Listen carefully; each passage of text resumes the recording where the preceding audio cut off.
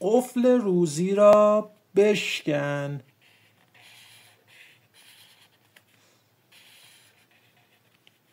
اسم خودتو بنویس، رضا ابن بتول. حالا مثلا زن هستی بنت بتول.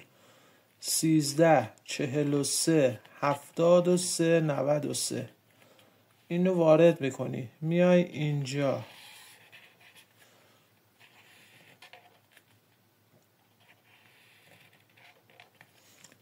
می نویسی جیم لام ب 853. میای اینجا یه نقطه میذاری. اونایی که روزیاتون بسته است بعد این کارو بکنین همه نیاین این کارو بکنین. یه دونه ه می نویسین، هی اینجا یه طوری اینجوری.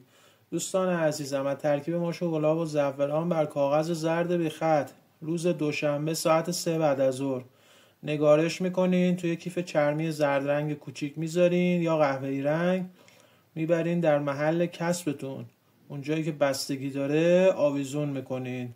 ما بهش میگیم قفل روزی رو بشکن. قفل روزیتون میشکنه.